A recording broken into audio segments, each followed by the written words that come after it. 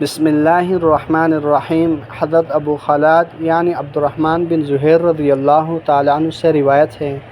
رسول اللہ صلی اللہ علیہ وسلم نے فرمایا، جب تم کسی آدمی کو دیکھو کہ اسے دنیا سے بے رغبتی اور کم گوئی دی گئی ہے تو اس سے قریب ہوا کرو، کیونکہ وہ حکمت کی باتیں کرتا ہے۔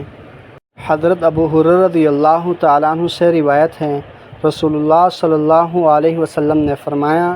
جب تم میں سے کوئی شخص وضو کرتا ہے اور وضو بھی خوب سنوار کر کرتا ہے،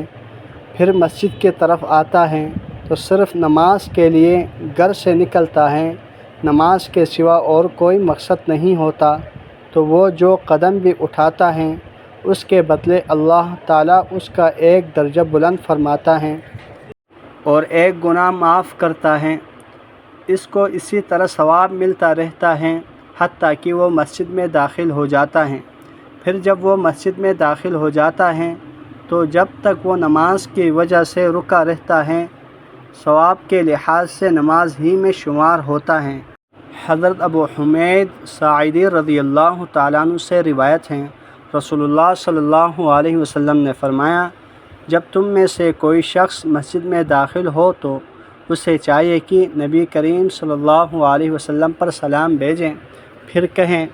اللہم افتح لی ابواب رحمتک، اے اللہ میرے لیے اپنی رحمت کے دروازے کھول دیں،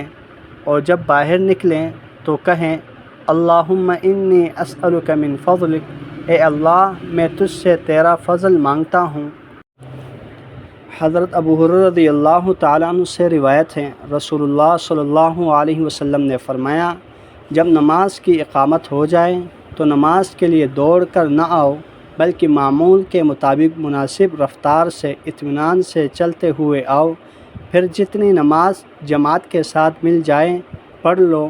اور جو چھوٹ جائے وہ بعد میں پوری کر لو۔ حضرت عمرو بن شعیب اپنے والد حضرت شعیب بن محمد رحمۃ اللہ علیہ سے اور وہ اپنے دادا حضرت عبداللہ بن عمرو بن عاص رضی اللہ تعالی عنہما سے روایت کرتے ہیں کہ انہوں نے کہا، رسول اللہ صلی اللہ علیہ وسلم نے مسجد میں خرید و فروخت سے اور شعر گوئی سے منع فرمایا ہے۔ اللہ جل شانہ سے دعا ہے، جتنی احادیث ہم نے پڑھی سنی ان پر اچھی طرح عمل کرتے ہوئے دوسروں تک پہنچانے کی توفیق عطا فرمائیں۔ جزاکم اللہ۔